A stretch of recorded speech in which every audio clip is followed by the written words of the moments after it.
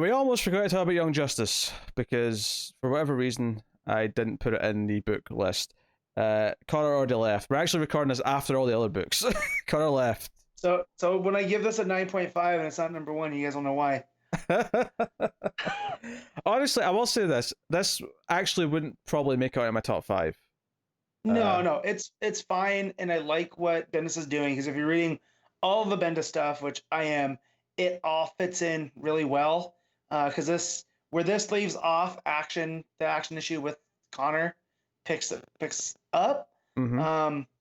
But here we find out that Bart has been going through the multiverses because he has realized something's broken, and that Connor from this universe, or Connor being gone by going to Gem World, when he came back, this isn't exactly his universe. So he is from pre-rebirth. Yeah, to put it in perspective, he was stuck in Gem World when whatever crisis happened that changed the world. Right. And then, so he's still kind of left over. Although I would argue that, I mean, is he even really from that part of the timeline? Because, I mean... No, he's from a different one because that's what we saw in action with Ma and Pa Kent. Remembering him upon seeing him is a lot the same with Barry seeing Wally and remembering and kicking all that off. Well, yeah, that's different though, because the Kent's remembering him makes it more like he is from this same world before the crisis changed things. Right, that's why I said it's similar, but it's not the same.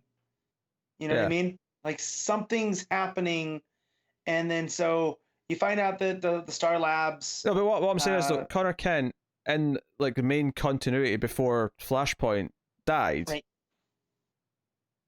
Right? Because he came back. When did he come back? He came back from... Yeah, he never finished Legion of Three Worlds. Oh, right, okay. He comes back, him and Bart both, which is the great thing here. This is where, Bendis is pulling from that. By the end of this issue, because we see all the Star shenanigans, and that's where Bart starts explaining he's gone through the different multiverses, and stuff's not adding up, but he doesn't get quite to it. So everyone at the end goes off to what they need to do, and Connor goes, he's like, yeah, I'm gonna go meet with Superman. Yeah. He comes back and is like, Bart, you're not telling something else is amiss. Because when they both came back at the same time in Legion of Three Worlds. Yeah, well, that's the end of the story. Yeah, is that Connor says, "Hey, something's not adding up here. You that explains me, but it doesn't explain where you came Everyone back." Else. Yeah. Which leads to the next time is the what Bart's been up to. Yeah. So I mean that's exciting. I'm curious to see that. I will say that. See when I got to because again we got to the second page. This 2-page spread of like all the characters, and I have to say, it being such a long time from the last issue, I looked at one of the guys in the middle and went, "Who the hell is this asshole?" And of course it's Miguel, but he's in like a hero. He's dilating. So obviously he doesn't. He changes his look all the time. So I'm like, who is this guy? Who's this asshole? And that's who it was. I realized that later.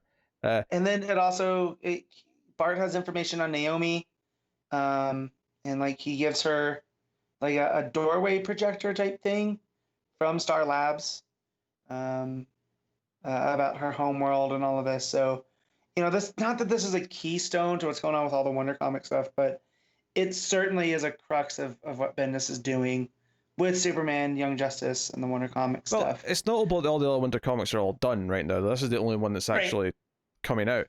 And I mean, the issue, it suffers a little bit from just being kind of standing around and explaining things. And there's some nice moments in here, don't get me wrong. I like the fact that the team kind of say, okay, we're kind of the Young Justice again. And everyone is kind of included, and when the stuff goes down, we'll call everyone in. And that includes Spoiler, it includes the Wonder Twins, it includes, Naomi. It's all good. Dial H kids. Dial H kids, yeah.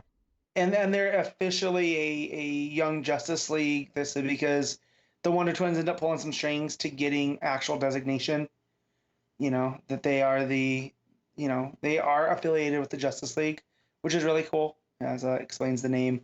I thought pretty in a fun way. So this is set like right before the fight that they were involved in Action Comics, seemingly. Yep, in Action. Yep. Yeah. Which then leads to the Connor stuff, and it all pieces together really well. Yeah. But yeah, I mean, the fact that it led, being the continuity guy I am, Bart and Connor being the ones that are, that Bendis is using to piece this mystery together. I really like, because they did, Bart got killed in right before Final Crisis by the Rogues, in his own book, which led to Rogue's Revenge, which was also part of Final Crisis. And then, Connor died in Infinite Crisis.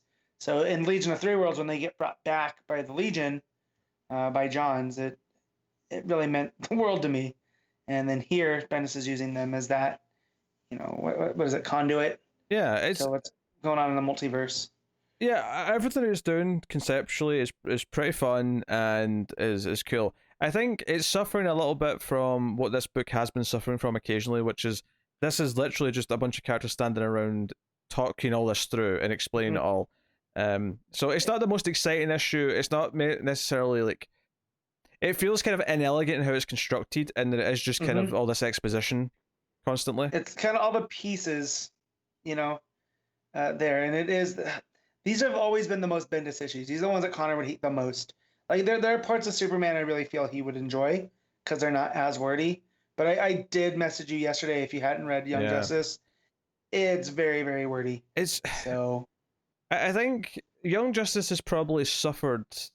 Well, it's probably maybe time with Legion actually in terms of like I think because they both have so many characters. They've both kind of suffered a little bit, especially since it's added more characters recently. Although it seems to be they're going maybe back down to the core group again for a while. Here is that it's dealing with so many characters bantering off of each other, and a lot of it is pretty fun. But I feel like it's not slowed down enough to really get a foothold in what its ongoing story is, and the fact that we're at issue 15 and we're only just kind of wrapping up like why Connor's here and next issue why Bart's here and all that stuff. It's maybe taken a little bit too long to get there, and there's it's mostly been fun, but I look back at some of the earlier stuff with the gem world and then the multiverse hopping, and it oddly feels like a lot of it was very kind of, I don't want to quite say filler-ish, but it felt like the stories themselves were a little bit inconsequential overall, and just there to kind of like almost stall us before we get to the meat. And the meat is, again, it's generally good, but it's told in a kind of just a straightforward bunch of people standing around and talking about it. Kind of way. It's still enjoyable, but in that way that I don't want to say it feels like a slog to get through, but it is, like you said, standing around. It doesn't really move. Yeah. Worth mentioning, that final page when Bart's being confronted by Connor, he does have tears in his eyes, so clearly this is going to be something emotionally impactful to him, so we'll see. Your mic's going, Matt, by the way. Uh-oh. Yeah, I know. Just as we're wrapping up here, but art's pretty solid. Bruce Timm's on the art. I didn't mention that earlier. He's been doing a lot of these issues. Sometimes only half Bruce of an Timm's, issue. Oh god, isn't it? Yeah. It was John Timms. It's John Timms. Yeah, that's it. Yeah. Bruce Timm's is a different person. It's a different person. That's the animated series. I do apologize. But yeah, so I forgot to put this book in the list, so we actually just had to squeeze this in after we finished the rest of the podcast. But what are you giving this book? I'm gonna give this an 8. So it fits in. I'm going with a. I kind of want to give it a 7, but I think I may actually go with a 6.5.